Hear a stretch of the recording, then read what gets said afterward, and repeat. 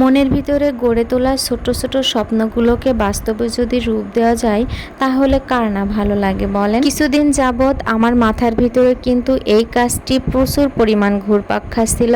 শুধু মনে হচ্ছিল যে কবে আমি একটি নিজে হাতে করে ড্রেস তৈরি করতে পারবো আর কবে পরতে পারবো। আসসালামু আলাইকুম সবাইকে, সবাই কেমন আছেন? আশা করি সবাই ভালো আছেন। আলহামদুলিল্লাহ আমিও অনেক ভালো আছি।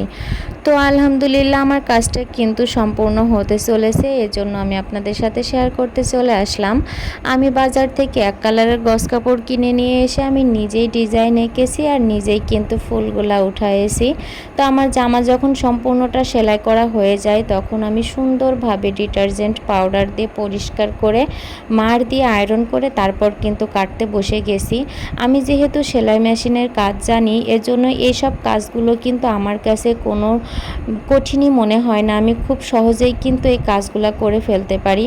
আর আমার কাছ থেকে যারা ড্রেস তৈরি করে আমার কাজের কিন্তু তারা বেশ প্রশংসা করে। আমার নিজের কাজগুলো অনেক বেশি ভালো লাগে। আমি এজন্য কিন্তু বাইরে থেকে আমার কোনো ড্রেসে আমি তৈরি করি না, কারণ আমার বাইরের ড্রেস আমার একদমই পছন্দ হয় না, নিজের মন মতো হয় না আর কি।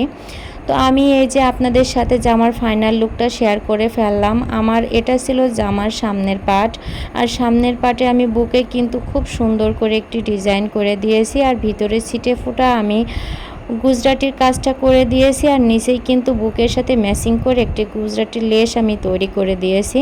আর এটা ছিল জামার পেছন পার্টে আমি ছোট্ট করে একটি গুজরাটির ফুল দিয়ে দিয়েছি। এটা কিন্তু দেখতে ভীষণ ভালো লাগছে। আর ওড়নাটার কথা কি বলবো বলেন, ওড়নাটা এত এত সুন্দর হয়েছে যেটা দেখে আমি নিজেই মুগ্ধ হয়ে যাচ্ছি। ওড়নাটাও কিন্তু জামার সাথে ম্যাচিং করে আমি লেস করেছি, তার সাথে কিন্তু ছিটে ফোঁটা গুজরাটি দিয়েছি আর টার্সেল দিয়ে দিয়েছি। আর পায়জামাটা কিন্তু আমি একদমই সিম্পল করেছি, কারণ আমার কাছে এতটা গর্জিয়াস পায়জামা ভালো লাগে না। তো আমার ভিডিওটি কেমন হলো সবাই কমেন্ট বক্সে জানিয়ে যাবেন। সবাই ভালো থাকবেন, সুস্থ থাকবেন। আল্লাহ হাফেজ।